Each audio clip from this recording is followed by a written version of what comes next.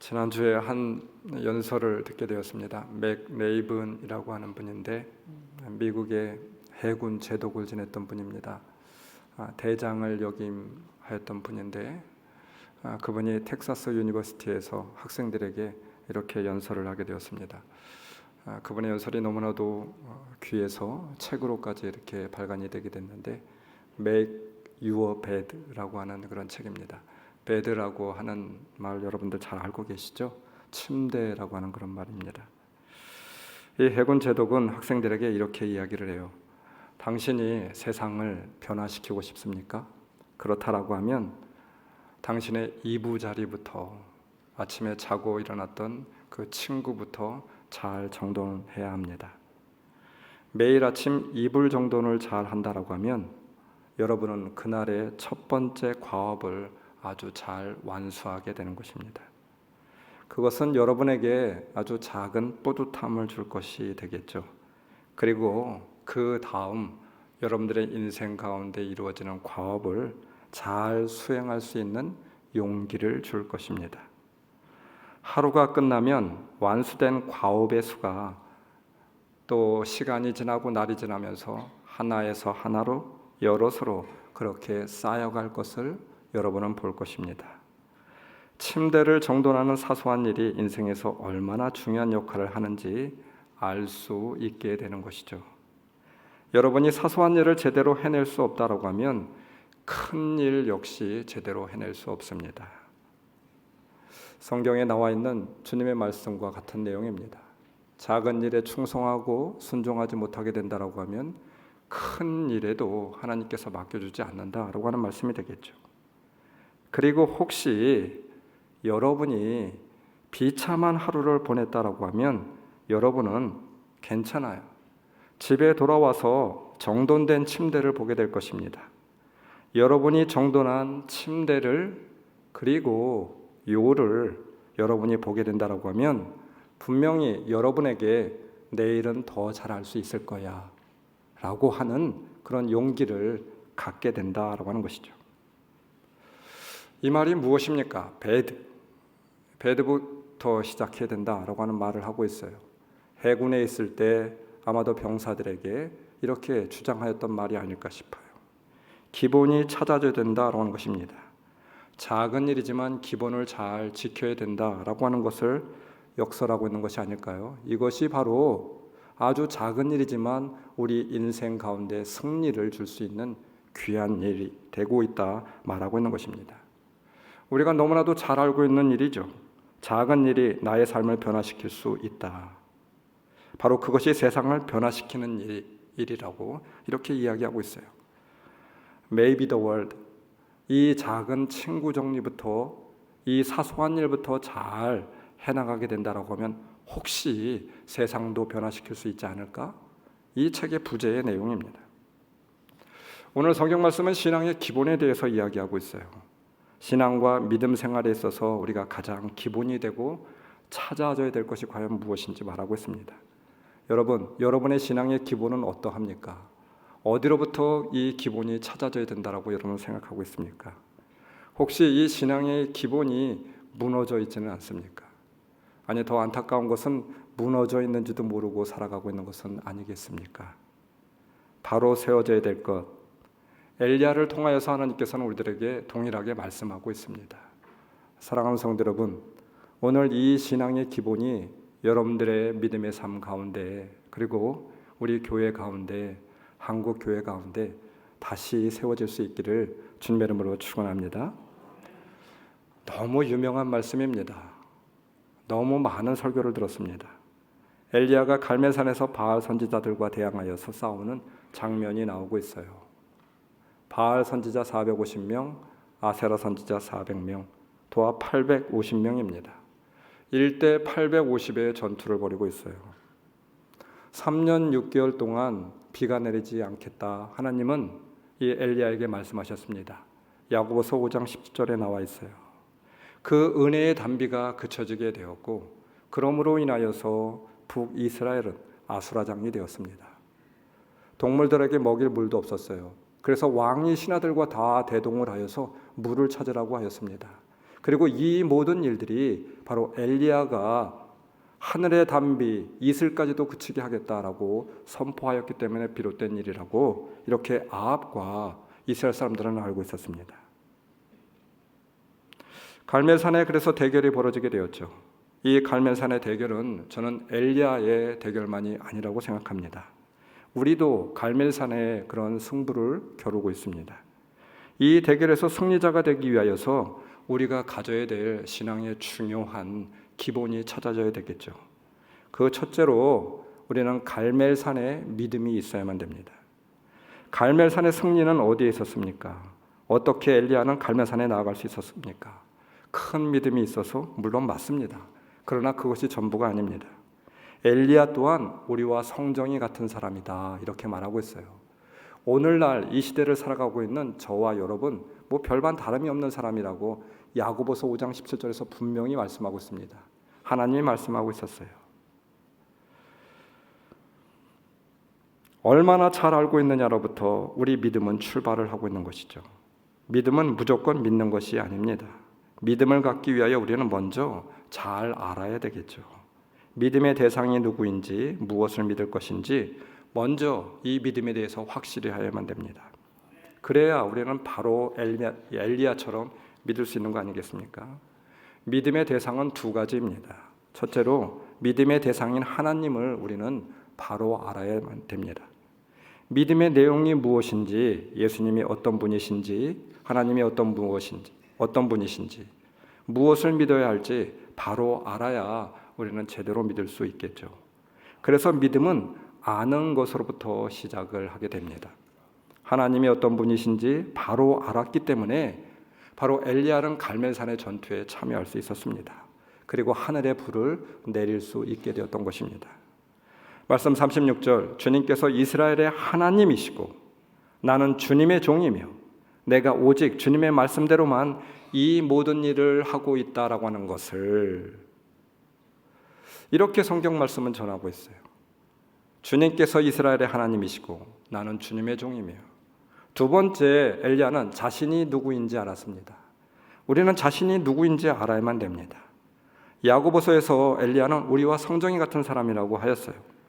아합과 군대를 보고 목숨의 위태로움을 한 번쯤 느껴보지 않았을까요?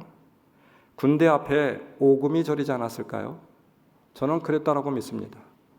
큰 믿음이 있었던 엘리야라 할지라도 한 번쯤은 그러지 않았을까요? 도망가고 싶다.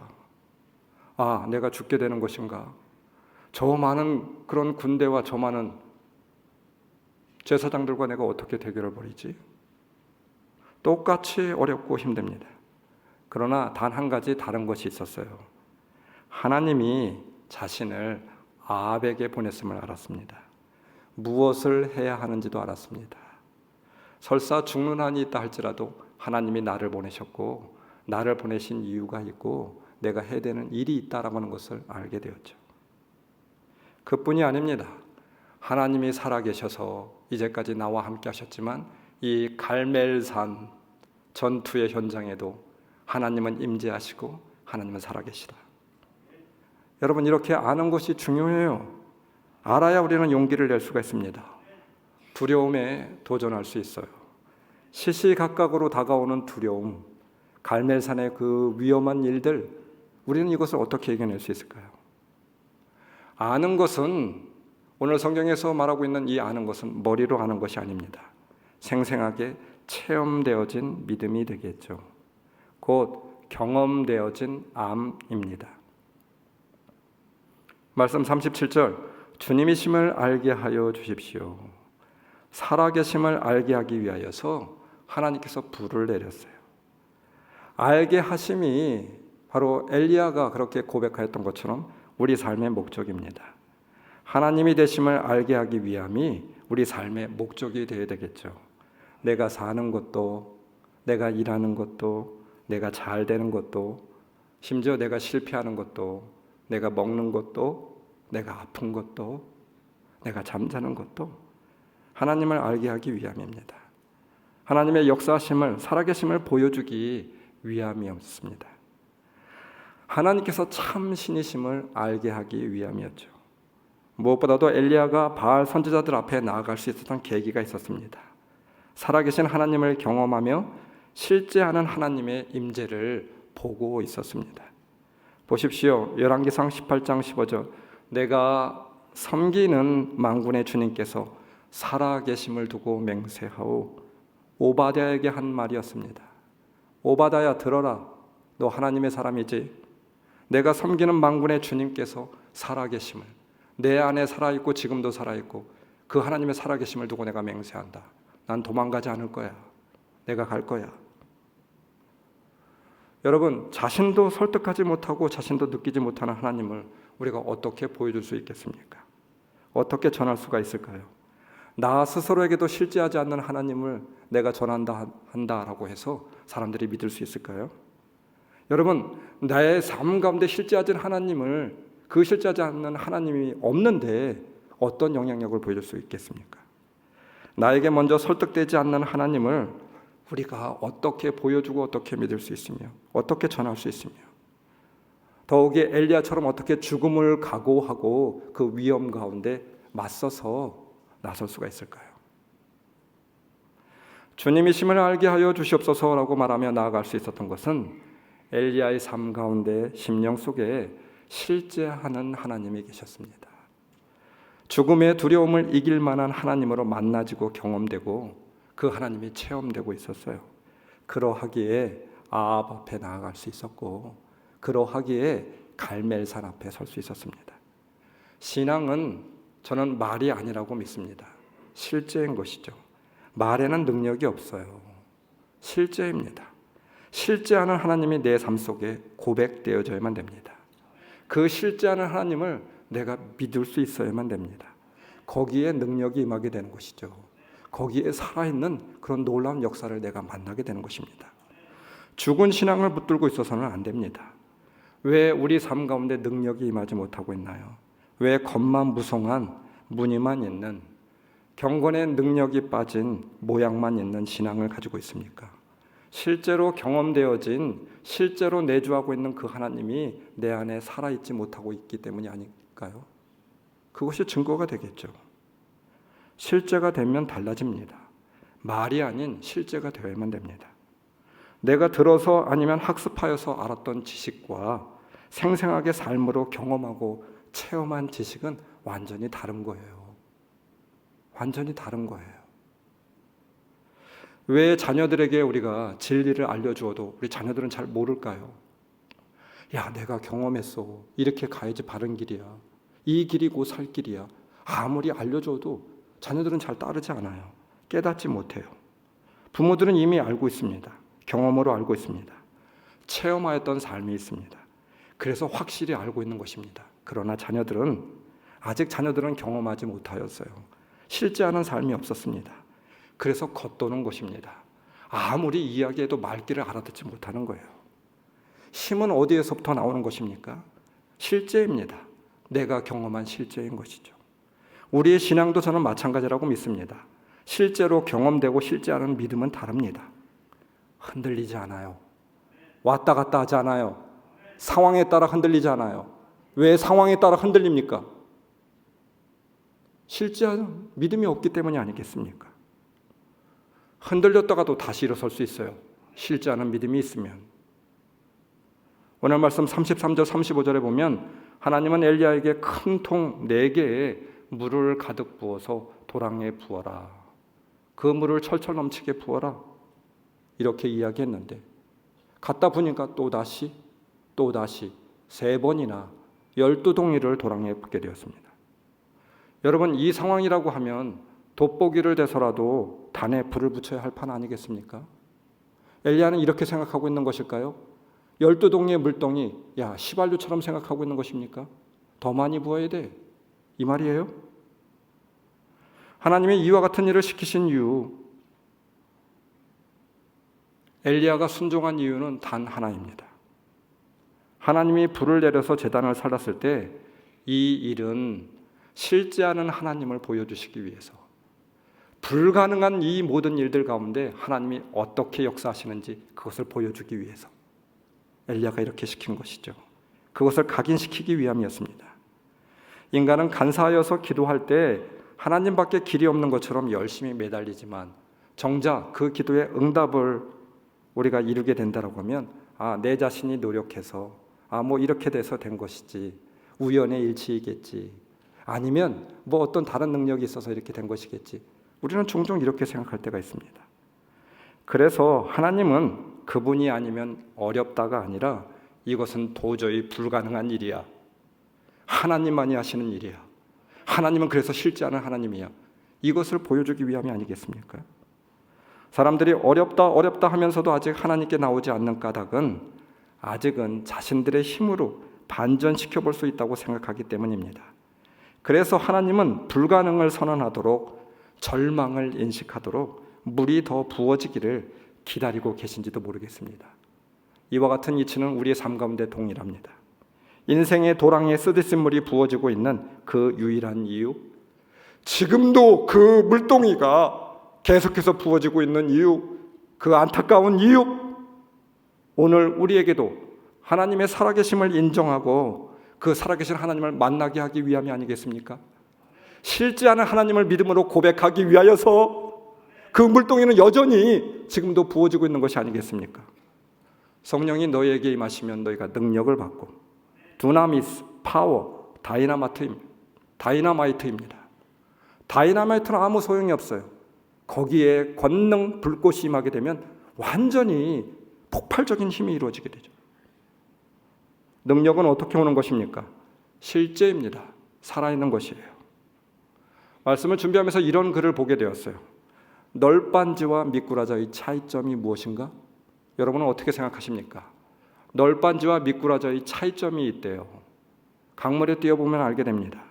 미꾸라지는 강물과 상관없이, 조류의 흐름과 상관없이 거슬러 올라갈 수 있어요. 그러나 널빤지는 절대 그렇지 못합니다. 조류의 흐름에 따라서 그냥 흘러갈 뿐이에요. 그렇지 않습니까? 그 이유가 무엇입니까? 널빤지는 생명이 없기 때문에. 그러나 작은 미꾸라지 한 마리는 그 안에 생명이 있기 때문에 조류를 거슬러 올라갈 수 있다라고 하는 거예요. 살아있는 믿음입니다. 이것이 바로 생명이에요. 생명이 깃든 곳에는 열매가 맺히게 됩니다. 꽃을 피우게 되고 푸르름이 이르게 되는 것이죠. 우리의 신앙은 너무 추상적이지 않습니다. 믿음은 무엇입니까? 한마디로 저는 이렇게 정의하고 싶어요. 실제로 하나님을 경험하는 것이 곧 믿음입니다. 말로 이해되는 것이 아닙니다. 내 삶 속에서 느껴지고 보여질 때 믿음이 생겨지는 것이죠. 여러분들이 이러한 믿음을 소유했으면 좋겠어요. 저도 이러한 믿음을 가졌으면 좋겠어요.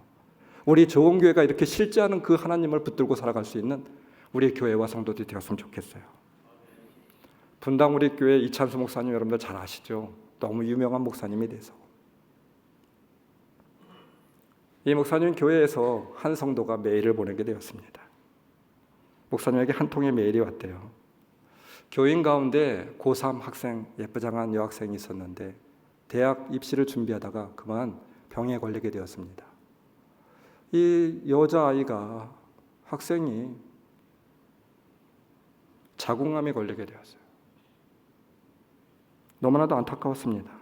공부도 제대로 못하고 죽어가고 있었어요. 목사님은 너무나도 안타까워서 교인들에게 선포를 하였습니다. 우리 이 아이를 놓고 간절히 기도합시다. 온 교인이 기도합시다. 우리 중보기도팀 기도해 주세요. 저도 기도할 겁니다. 날마다 부르짖으며 기도하였습니다. 원래 이 교회는 성령의 능력을 이렇게 성령의 그런 역사, 이런 집회도 잘 하지 않고 또 안수기도 하고 뜨겁게 소리 질러서 기도하고 이런 기도를 하지 않는 그런 교회였더라고요. 그러나 이 여학생을 볼 때 그렇게 기도하지 않을 수가 없었습니다. 너무나도 안타까워서 부모된 심정으로 그렇게 같이 기도하게 되었어요. 틈만 나면 이 여학생에게 안수기도를 하게 되었다고 합니다.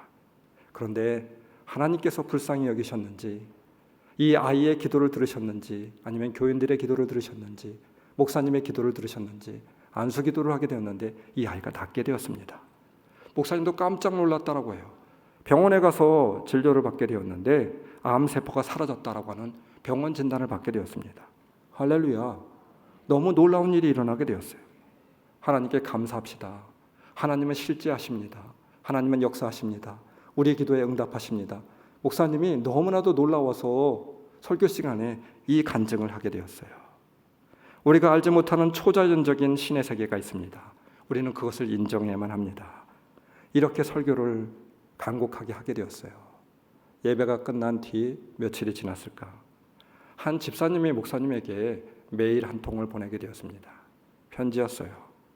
유명한 종합병원 의사였던 그 교회의 집사님이었습니다. 원장님이었나 봅니다. 목사님에게 이렇게 장문의 편지를 보냈다라고 해요. 항의성 메일이었습니다. 목사님 같이 영향력 있는 분이 우리 교회도 수만 명의 교인들이 다니고 있는데 설교에서 그렇게 설교를 하시면 어떡하십니까?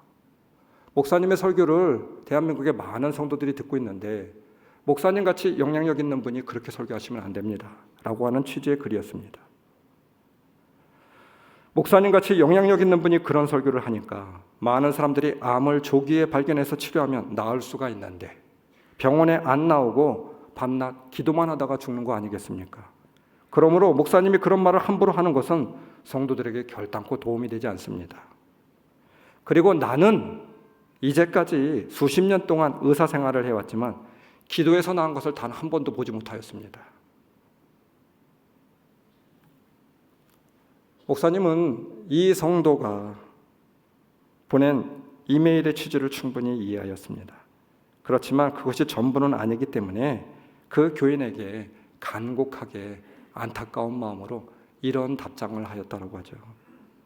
성도님이 말씀하시는 내용을 저는 100% 이해하고 그 취지도 이해를 합니다. 그렇지만 예수를 믿는 집사님이, 교회에 그렇게 오랫도록 다녔던 집사님이, 그리고 의사 선생님이 수십 년 동안 환자를 돌보면서 기도로 환자가 나은 일을 한 번도 보지 못했다라고 하는 것은 결코 저는 자랑일 수 없다라고 생각합니다. 물론 집사님이 말씀하신 대로 병원, 의술로 치료해야만 됩니다. 다만 예수님을 믿는 의사로서 약과 의사의 수술 이외에 다른 치료의 통로를 경험하지 못했다라고 하는 것은 너무나도 불행한 일입니다. 저는 그것이 안타깝습니다. 하나님의 임재를 체험하지 못하고 하나님을 직분자로서 인정하지 못한다라고 하는 것, 그것이 너무 안타깝습니다. 라고 하는 글이었어요. 사랑하는 성도 여러분, 여러분들은 어떻게 생각하십니까? 이 목사님이 하시는 말씀은 광신도가 되자라고 하는 말이 아닙니다. 아픈데도 병원에 가지 말자라고 하는 취지의 이야기는 더욱더 아닙니다. 실제 하시는 하나님, 살아계시는 하나님의 역사가 있다라고 하는 것이죠. 성도라면, 교회에 다니는 신자라면 이 실제하는 하나님을 만나야 되지 않을까요? 여러분들이 교회 다니는 목적이 무엇입니까? 예수를 믿는 목적이 무엇입니까? 이 실제하는 하나님을 믿고자, 그것을 경험하고자 우리가 교회 다니는 거 아니겠습니까? 그렇지 않나요? 실제하는 하나님, 살아계신 하나님을 경험하며 살지 못한다고 하면 아무것도 아니에요. 우리 믿음도 헛것이에요. 바울은 말하였습니다. 부활이 없으면, 부활의 신앙이 실제하지 않으면, 이것을 믿지 못한다라고 하면 우리의 증거도 우리의 믿음도 헛것이다. 우리 안에 실제하는 하나님이 없다라고 하면 모든 것이 헛것이 된다, 이 말입니다. 우리에게 필요한 것은 종교가 아니에요. 실제하는 하나님이죠.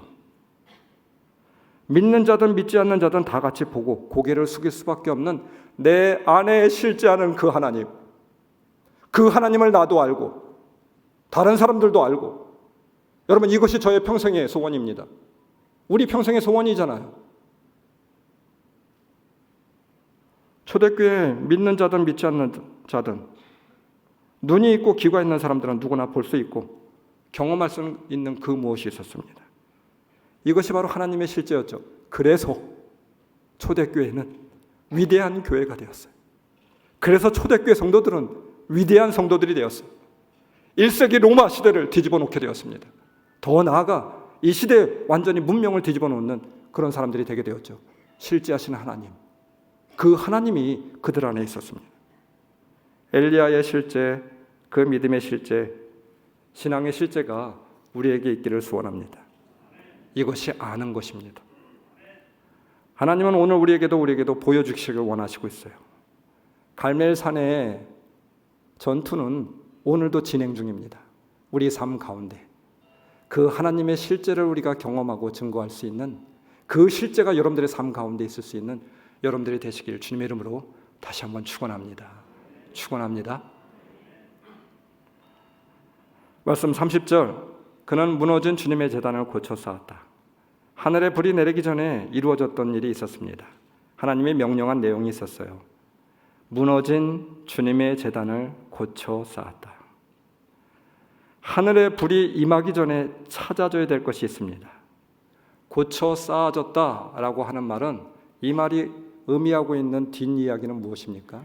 예전에 있었는데 그것이 지금 있는지 없는지 모르게 되어서 너무나도 황폐하게 되어서 다시 고쳤다, 이 말이 아니겠을까요? 예, 갈멜산에 하나님의 제단이 있었습니다. 근데 그 제단이 있는지 없는지도 몰랐어요. 그래서 엘리야는 다시 고쳐 세웠다, 이 말입니다. 중요한 것은 하늘의 불이 중요한 것이 아니라 제단이 먼저 고쳐 쌓아지고 거기에 불이 임하였다라고 하는 것이죠. 온 나라가 가뭄으로 고통받고 있는 원인의 뿌리가 어디에 있는지 기록하고 있는 것입니다. 뿌리가 썩으면 안 됩니다.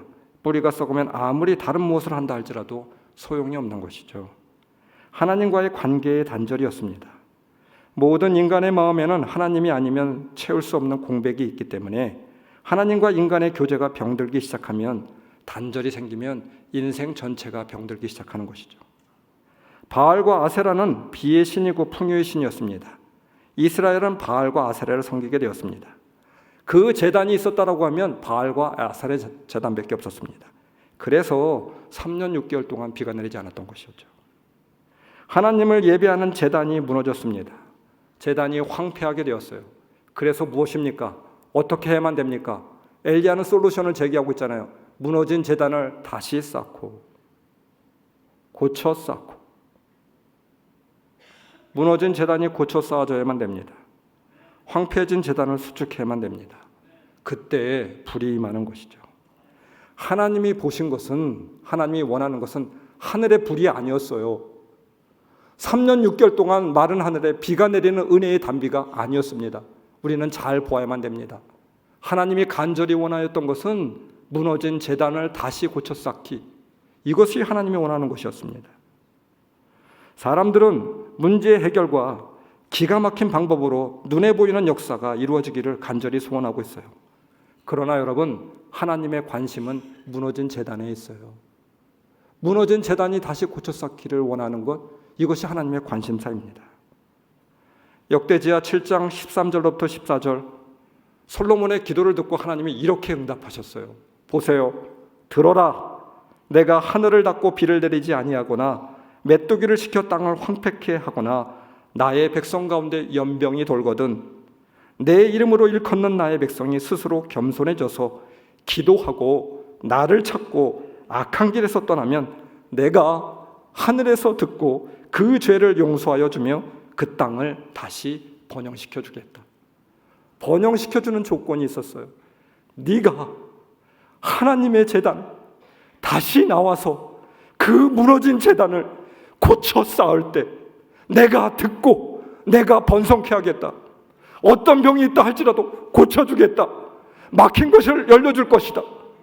뚫리게 만들 것이다.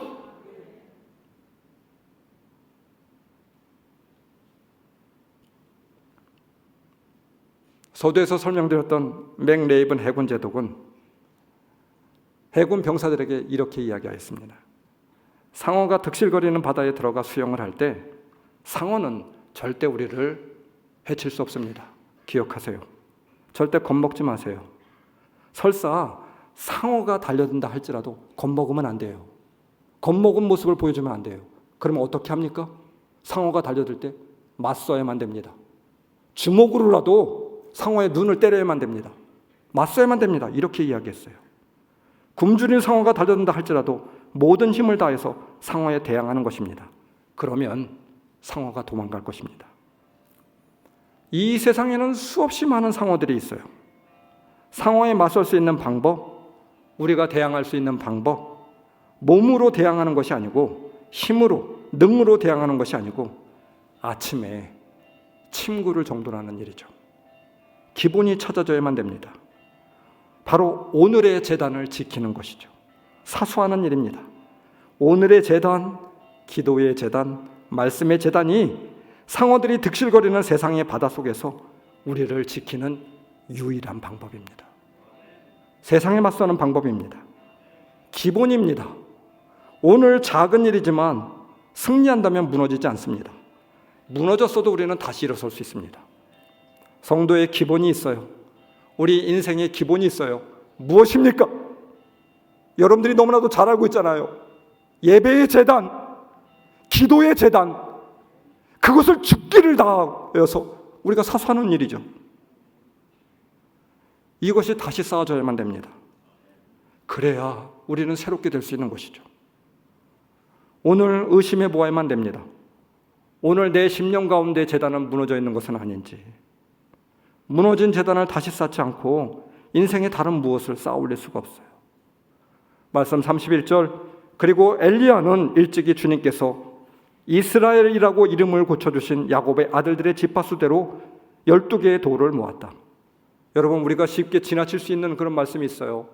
이스라엘이라고 이름을 고쳐주신, 이스라엘이라고 하는 이름이었습니다.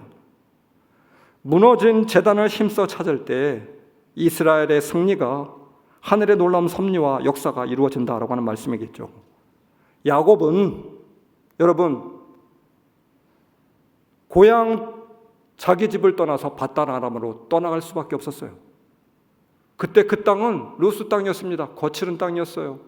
살 수 없는 땅이었습니다. 그때 하나님께서 만나주셨죠. 야곱이 그날 밤 기도의 제단, 예배의 제단을 쌓았습니다. 그래서 바로 그곳이 루스가 아닌 베델이라고 이름하여라. 하나님께서 이렇게 말하였습니다. 히브리어로 벳엘, 벳, 집이라고 하는 말입니다. 엘, 하나님이라고 하는 말입니다. 하나님의 집이다라고 하는 말이에요. 하나님의 집에서 형통케 하리라. 내가 너와 동행하리라. 승리를 줄 것이다. 어디 가거나 내가 너와 동행할 것이다. 이렇게 말씀하고 있었어요. 그러나 야곱은 어떠하였습니까? 밧단 아람으로 떠났을 때 수십 년 동안 그 하나님을 놓치게 되었어요. 그 하나님을 떠나 있게 되었습니다. 그리고 나중에 에서를 만날 수밖에 없었, 그 절체절명의 그 순간에, 죽을 수밖에 없는 그 순간에 야복강에서 기도를 하게 되죠. 그래서 천사와 겨루어서 바로 승리하게 되었습니다. 그때 하나님은 이스라엘이라고 하는 이름을 고쳐주었어요. 기도의 제단을 다시 쌓게 되었을 때, 잃어버렸던 예배의 제단을 다시 쌓게 되었을 때, 이스라엘이라고 이름 주어준 것 너희가 기억하여라. 이 말씀을 하고 있는 것이죠. 세상이 약할수록 교회는 더욱더 거룩과 부흥에 힘써야만 됩니다. 이스라엘이 먼저가 아니라 베델이 먼저입니다. 세상이 썩었다고 불평하고 체념하지 마십시오. 그렇기 때문에 빛과 소금의 역할을 할 엘리야를 부르신 것입니다. 그리고 제단을 고쳐 쌓게 하신 것입니다. 그 엘리야 누구입니까? 오늘의 저와 바로 여러분들이 아니겠습니까? 갈멜산의 제단을, 그 엘리야의 제단이었는데, 안타까운 것은, 제일 안타까운 것은 무엇인 줄 아십니까? 그 제단은 아합의 제단이 되지 못하였어요. 북이스라엘 사람들의 제단이 되지 못하였습니다.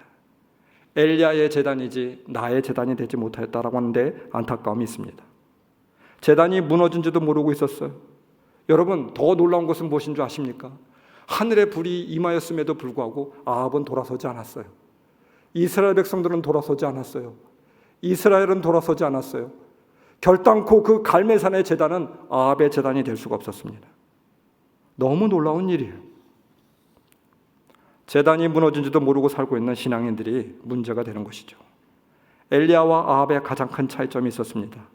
엘리야는 무너진 제단을 보았고, 아합과 바알 선지자들은 무너진 제단을 자기의 것이라고 인정하지 않았습니다. 유대인들은 자신들이 하나님을 잘 믿는, 사랑하는 사람이라고 믿고 있었습니다. 대제사장, 바리새인들, 율법학자들, 유대인들, 그 영적인 자만함에 빠져 있었습니다. 심령의 제단이 황폐해져 있었던 것을 알지 못했습니다. 굳어진 마음을 알지 못하였어요.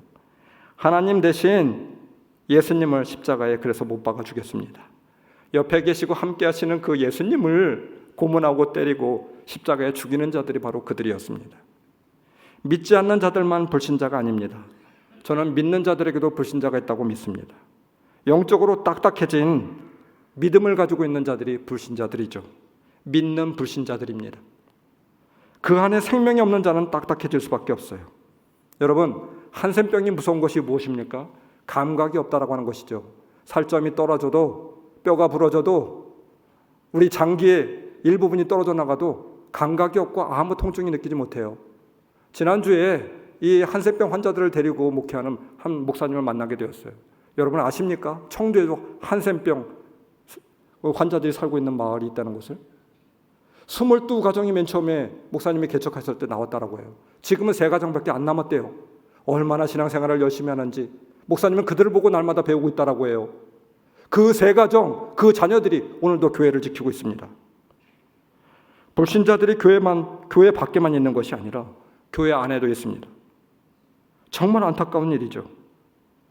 여러분, 정말 안타까운 일은 무엇인 줄 아십니까? 교회 밖에 믿지 않는 사람들은 복음을 전하고 돌아설 수 있는 기회가 있어요. 예수님을 만나면, 교회를 나오면 돌아설 수 있는 기회가 있어요.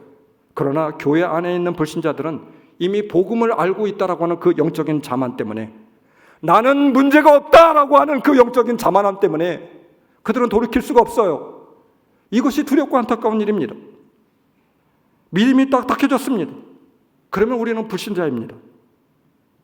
주님께서 말씀하셨습니다.